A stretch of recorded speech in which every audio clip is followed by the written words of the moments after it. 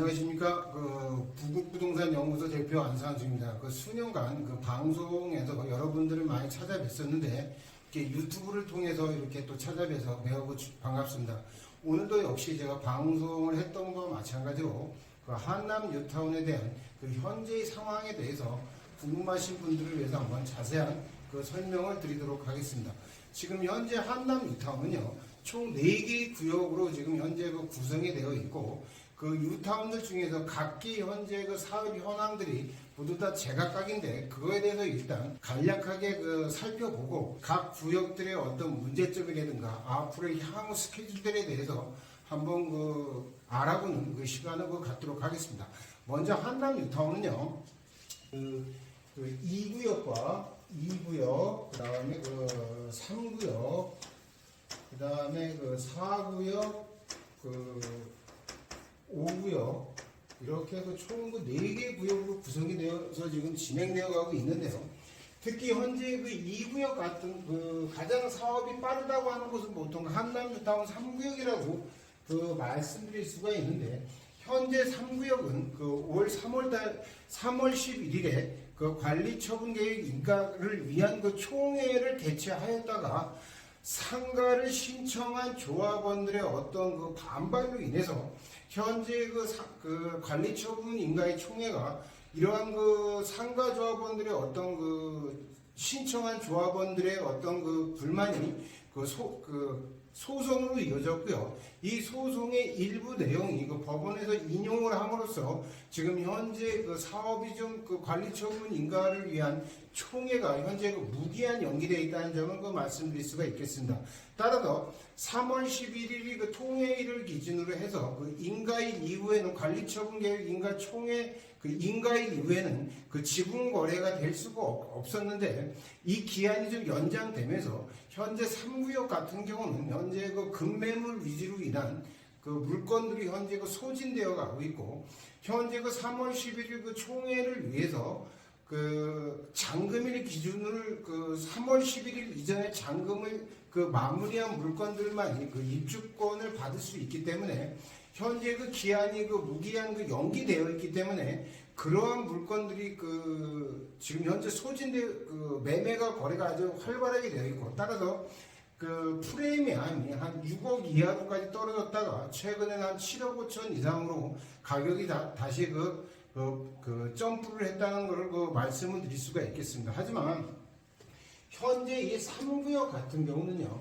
상가가 매우 많기 때문에 상가가 매우 많다. 상가가 매우 많은 것이 어떻게 보면 단점이 되어가고 있는데, 이러한 문제들, 상가는 조합원들이 어떤 문제가 있냐면요, 아파트를 분양 신청을 할 때는 조합원 분양가가 있는데, 이 조합원 분양가는 일반 아파트 분양가에 비해서 20에서 30%의 DC가 되는 거예요. DC가 돼서 조합원 분양가는 훨씬 일반 분양가에 비해서 저렴하게 분양가를 하는데, 상가 같은 경우에는요, 상가의 경우에는 일반 분양과 조합원 분양가가 구분이 없이 모두 다 동일하게 진행되어야 한다는 점을 주의하셔야 될 것 같습니다. 따라서 아파트와 달리 상가를 신청한 조합원들은요, 조합원 분양가라고 하는 프리미엄이 없기 때문에 어떻게 보면 분담금의 부담이 상승할 수 있다, 이렇게 말씀드릴 수가 있겠습니다. 따라서 이런 조합원들의 어떤 프리미엄이 없어지는 이유, 그러니까 일반 분양가와 어떤 동일하기 때문에 조합원들의 어떤 프리미엄이 없어지기 때문에 이곳이 법원 소송으로 이어졌고, 이곳이 일부 인용이 돼서 지금 사업이 무기한 연장이 되어 있는데요. 상가는 왜냐하면 한남 3구역에서만 일반 분양가와 조합원 분양가의 동일한 것이 한남 3구역에만 있는 일이 아니라, 원래 도정법상에 상가의 분양가는 일반 분양가와 별 차이가 없다. 따라서 상가를 가진 사람들도 아파트를 신청하는 것이 유리할 수가 있겠는데, 그렇게 될 경우에는 최소 규모 아파트의 조합원 분양가보다 그 상가의 감정평가액이 높을 경우에 한해서 그 아파트를 받을 수가 있는데, 그렇지 못한 그 상가들 같은 경우에는요, 그 이러한 그 문제점들이 있다, 이렇게 말씀드릴 수가 있겠습니다. 특히 한남 뉴타운 2구역, 3구역, 4구역 같은 경우는요, 이태원이든가 전통적인 보강동, 한남동의 그 주거 밀집 지역이 되어 있기 때문에 주변에 굉장히 많은 상가들이 포진되어 있기 때문에 이러한 일들은요, 그 상가로 인한 그 분양가의 문제라든가 그 나중에 그 상가 세입자들이나 상가 주인들에 대한 그 이주비 이런 것들이 그 문제가 될 수 있다고 하는 것은 그 수년 전부터 그 약간 그 염려되는 그런 부분이었었다, 이렇게 그 말씀드릴 수가 있겠습니다. 따라서 3구역 같은 경우 현재 그 상가에 대한 그 분양가로 인한 일반 그 분양가와 그 조합원 분양가의 어떤 차등이 없는 거에 대한 어떤 불만들이 문제가 되어서 지금 그 사업이 좀 지연이 되어 있는데, 좀 더 깊게 들어가면 이러한 문제가 만약에 그 조합과 이게 합의가 돼서 잘 처리되었다 하더라도요, 뭐가 또 다른 문제가 발생하게 되냐면 상가 세입자에 대한 그 이주비에 대한 그 문제로 인해서 또 다른 그 파고를 겪을 수가 있는 지역이 바로 3구역이다, 이렇게 말씀드릴 수가 있겠습니다. 왜냐면 우리가 그 주택 세입자들 같은 경우는요, 도시 근로자 평균 그 임금의 그 3개월치를 그 조합에서 사업비로 이렇게 지불을 하게 되어 있습니다. 따라서 집주인 같은 경우는 그 보증금을 그 상환해주고, 그 다음에 조합에서는 그 주택 세입자 같은 경우에는 그 도시 근로자의 그 평균 임금의 3개월치를 그 사업비로 그 이주 대책비라고 해서 지불이 되는데, 이 상가 같은 그 세입자들 같은 경우는요, 영업보상비의 어떤 개념이기 때문에 그 매출액에 대한 일정 요율을 곱한 금액을 그 이주 그 대책비 상가 세입자에 대한 이주비로 이렇게 지불이 되는데, 그 상가에 대한 그 세입자들이 어떤 지금은 그 카드 사용액이 있어갖고 많이 그 노출이 돼 있었지만, 그동안은 같은 경우는 그 영세한 그 세입자들이 많기 때문에, 소상공인들이 많기 때문에 이런 사람들의 어떤 매출 신고에 대해서 굉장히 그 소극적이었다. 그러다 보니까 그 이주비를 그 처리할 때, 특히 그 상가 세입자들의 이주비를 처리할 때 이러한 것들이 어떤 불만들이 그 어떻게 보면 사업을 지체하는 그 요인이 되었다, 이렇게 말씀드릴 수가 있겠습니다. 따라서 재개발이나 재건축에서 투자가 가장 일본 같은 경우는요, 상가가 밀집된 지역은 피해야 된다, 이런 것들이 그 재개발 교과서나 그 재건축 교과서에서 많이 나오는 이야기지만, 역시 한남뉴타운 3구역 같은 경우도 사업을 마무리하는 그 관리처분계획 인가 총회를 앞두고 이러한 그 불미스러운 일들이 발생되었다는 점이 굉장히 좀 약간 안타깝다, 이렇게 그 말씀드릴 수가 있겠고요.